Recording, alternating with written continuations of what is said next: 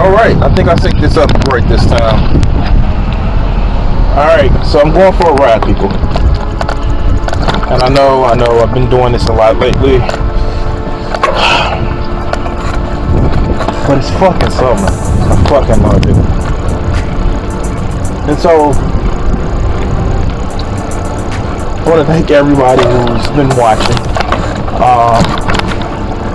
Shout out to the people who've been watching the Closeless Chat podcast.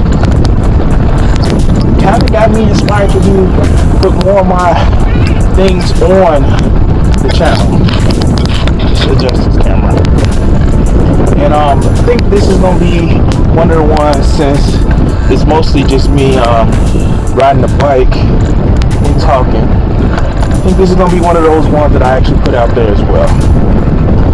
It's just part of the chat that I speak about. But anyway, it's a nice little Saturday morning. Checking up on my social media pages. Also checking up on some stuff that I want to actually work on and move to with, I don't know,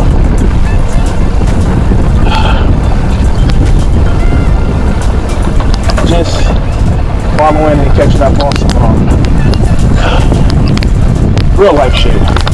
I guess everything is real life shit, but shit that I just can't talk about right now on YouTube.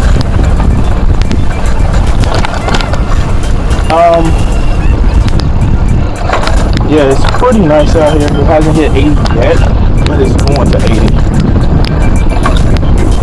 And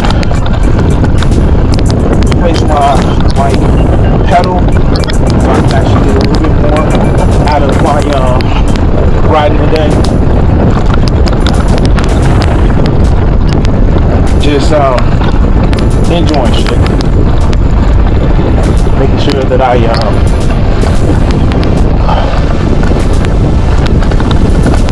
get my exercise going instead of sitting in the gaming chair for all day. I needed to get a little bit of something of physical activity going.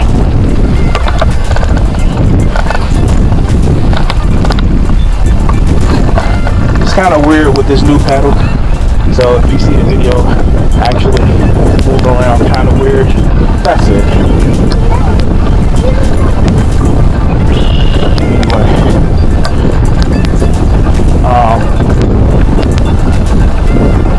just waiting for a couple other things to open up. Give y'all a sense of me actually doing more, I don't know what to call it.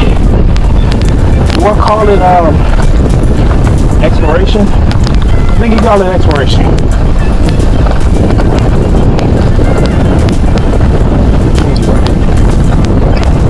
It has been a week since violent protests and riots and non-violent protests have shocked the fucking nation. And what do we do? What do we say? What does it accomplish? Well, we get the total neoliberal response of don't shoot us, we the good guys, which they're not the good guys. Of companies looking to say, oh, we like people with money, including the dark ones. We get that response.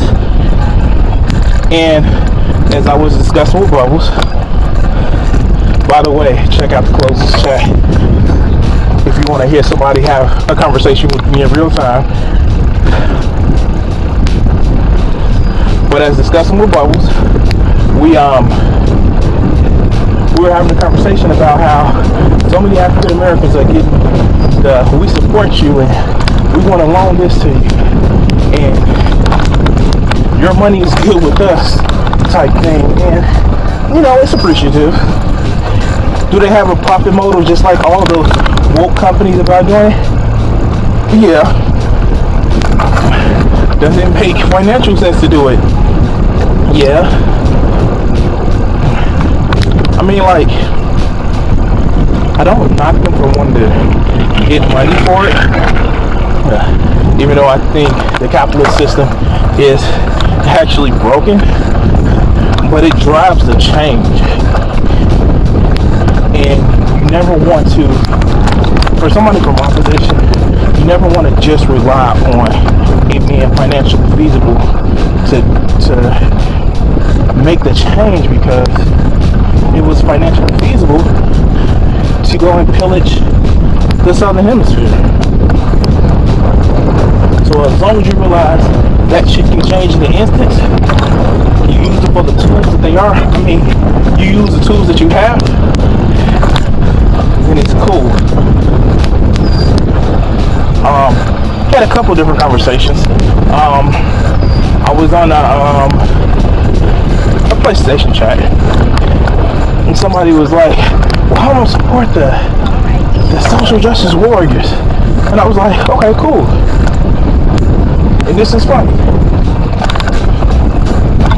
What's the number of people it would take before,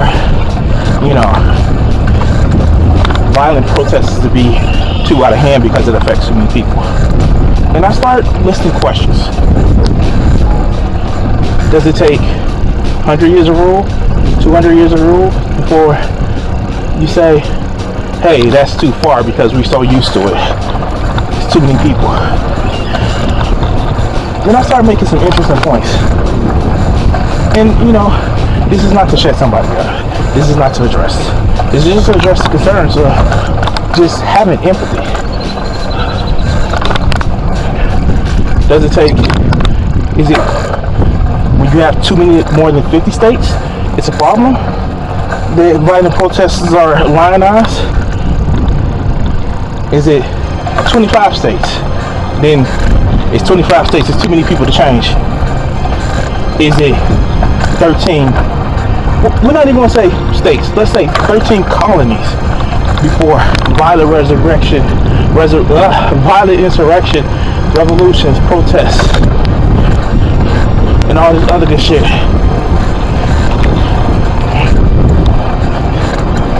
When you celebrate as the name of your party, a tea party in Boston Harbor, which is really, they smash more rum than they did tea, but who are we gonna say, right? At what point are those revolutionaries no longer revolutionaries and they're just rioters? At what point? Is the main reason is just because me? Is that the reason? Is the reason is because me? Because if it's because me, say that. Live in your special pleading. Hey, Ray, you want to stop at that short place up there where they live? Live in your... Live in your special pleading. Live in your special exceptions. Because that's where you want to live. And then when it washes over you, that people can't live in your exceptions, your special enclaves of you're right because you, and then use the same excuse or the same reason, you know why. Because in the end, what do you see? People asking for equality, restoration. Now, are there people calling for revenge? Fuck, yes. And I will be lying if I didn't say that I didn't understand their calls for revenge. But most people just asking for a fair shake. And you know what? I may sound like a broken fucking record with this, but a lot of people, and not just black folks out there, a lot of people are seeing the inequities that we have in our society. A lot of the people that were Antifa, which everybody wants to blame, were people that weren't old enough to actually go for the, Occupy Wall Street movement. They saw the injustices. They wanted to speak out for them, speak out about it being in there. It's ironic. The Occupy Wall Street movement is 12 years ago. And some of the same people that's out there are either too young or just getting there and standing up with everybody who's oppressed. And I say it's a cyclical cycle. You can't just get rid of class and racism going out the window. You can't get rid of racism and class going out the window as well. It takes both. It takes both. It takes looking at both situations and just realizing that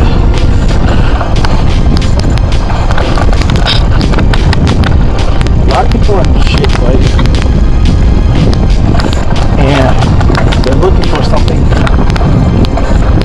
someone, some group to blame. Am I doing it a little bit myself by saying blame the rich, blame the niggas? Yeah. But I can actually see where the money is going. How is it during a lockdown where 40 million people have lost their jobs, Amazon is making a killing? How? When you see them give out a measly $100 million as a company, not Bezos himself, the richest motherfucking man in the world, but Amazon as a company, talking about, we're gonna give $100 million. Bitch, that's last week's profit. Like, come on now. Would you give a week away worth of profit? Yet and still, you have your employees toiling in slave labor shops, and you patting yourself on the back for $1 million.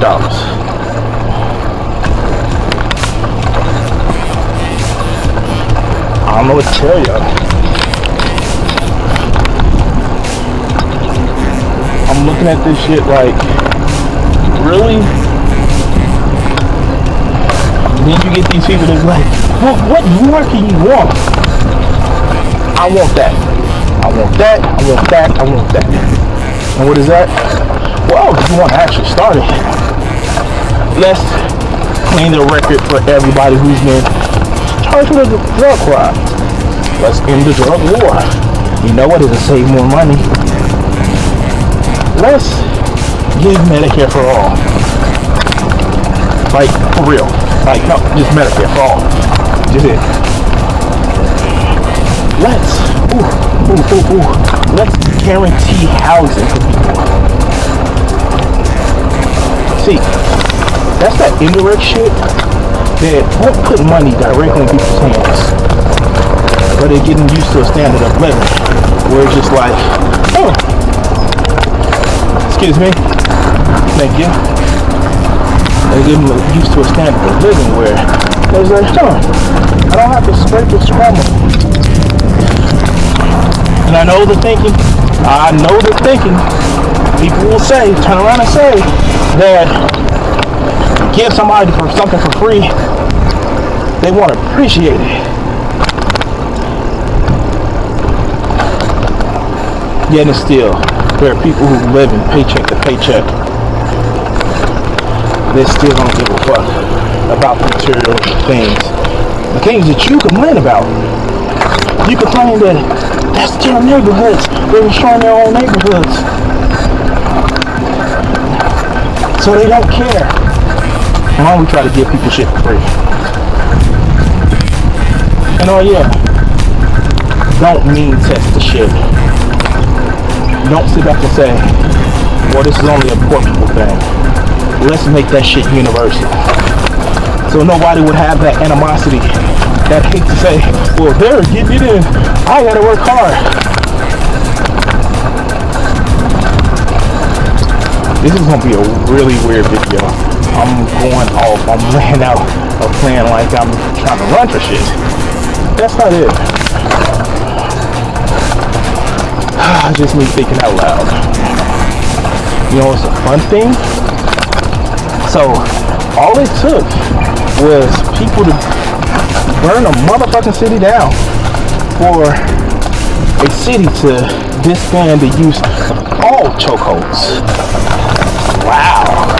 Great. Wonderful.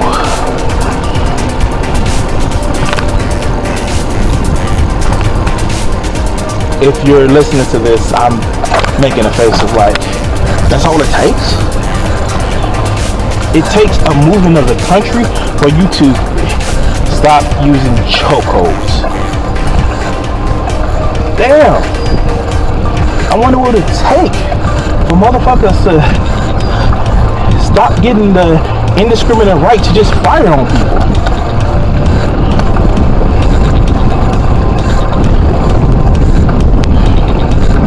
I don't know. So, another topic. Looks like Trump's built his wall all around the White House.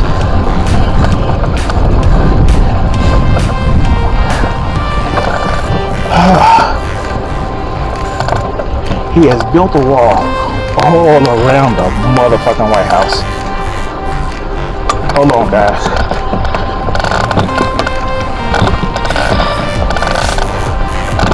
I think this pedal is going to be crushed.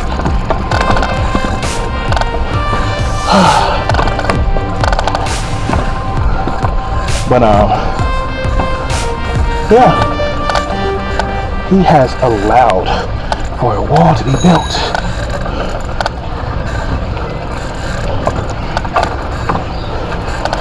And it's big and beautiful. You know, about two square blocks or so. Because he's motherfucking scared. Took the motherfucking National Guard, Secret Service, and motherfucking I think they said the Department of Prisons to clear out a park of people protesting peacefully. In order for him to hold a Bible up, like that infamous mustachioed fellow held the Bible up. But he's strong, and he went to go hide in the White House bunker from protesters. The fuck you doing, guy? Thought you were Mr. Law and Order.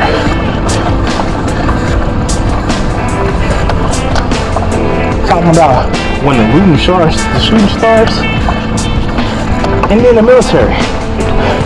As much as I hate our military, because they're so ran by the military-industrial complex that they take people out of poor communities, take our money too, and turn them into fucking killing machines that don't care about living or dying. The military brass, bless they heart, it's like, we can't support this shit. They literally said, yo, you can't fuck with our employee base because the employee base out of war. You can't fuck with them. Nah, man, nah. We can't have people go and march in the streets of the U.S. because you feeling some kind of way. So no, we're not gonna do that, bro. It's a bad idea. It's a real bad idea.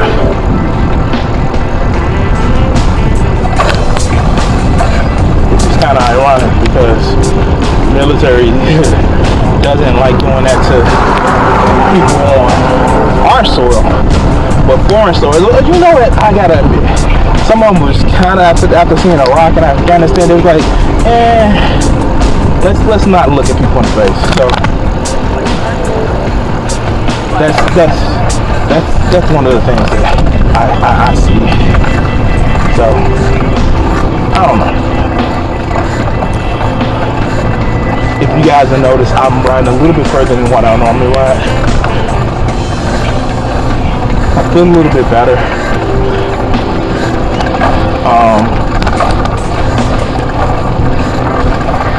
It's almost the same distance, a little bit more, but it's more terrain. It's a different type of terrain instead of the relatively flat surface. But still want to do a little bit more of a ride. The fun fact about this is, like, this makes me feel so much better. Guys, you have no idea how much getting outside in the warm weather makes me feel better. Been going through a lot of stress lately, especially what's going on. And on a bike ride like this,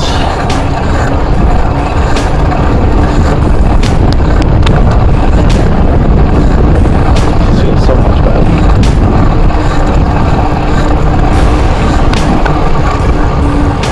I know, I'm holding it. I just want to make sure that I'll let you guys know that I thank people for just watching this change of content. And it's not that I'm gonna keep this content. I can keep it for like 5 months out of the year, maybe 4. But it is definitely something that I do fucking enjoy. I don't know.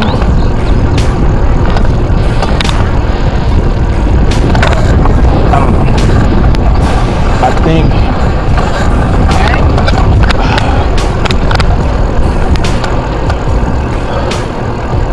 think we need to change this world, and not in some big grandiose way. I think we need to all look at each other and say, there's a person. It may look different. It may not look like me, but there's a person.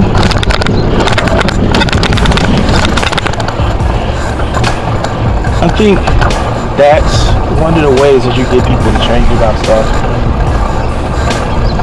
Not in the sense of beating them down morality, with morality or morally, but just getting people to think that that person isn't like me and they deserve the same exceptions and excuses that I want for myself.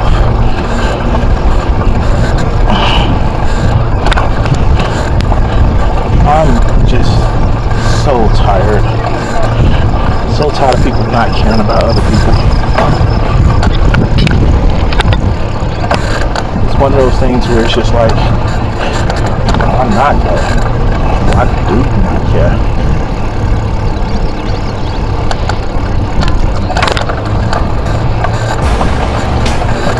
I just wonder, like, what is it about somebody else that makes them less than you?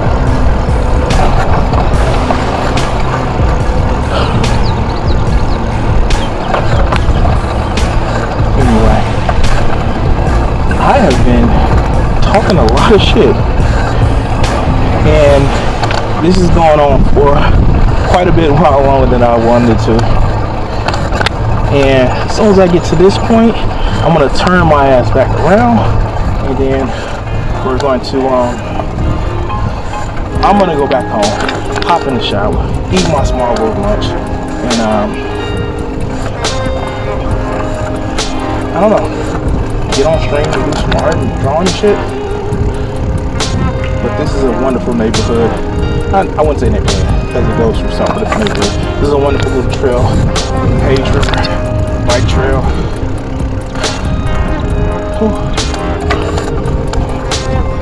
And one of the things that I gotta get used to again is with riding my bike. If you grip too much, as you grip with any handle or bar or rod,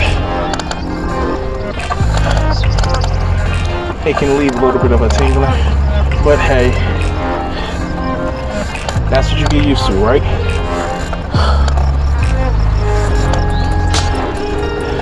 The one thing I will say, when you ride somewhere, you gotta remember, as far as you ride there is as far as you gotta ride back. But anyway, guys, I'm coming up to the end. I want to thank everybody who's watched. Check out the Closeless Chat podcast. I'm gonna start putting the links in that in the description, so you guys can actually watch me and Bubbles talk. Hopefully, me and Bubbles can talk more later. And yeah, this is why I need to be able to shift my gears, because this will be a lot easier if I wasn't on the second hardest gear. But anyway, guys, I will talk to you guys later. I do want to say thank you for watching, and you guys have a wonderful motherfucking day. Peace.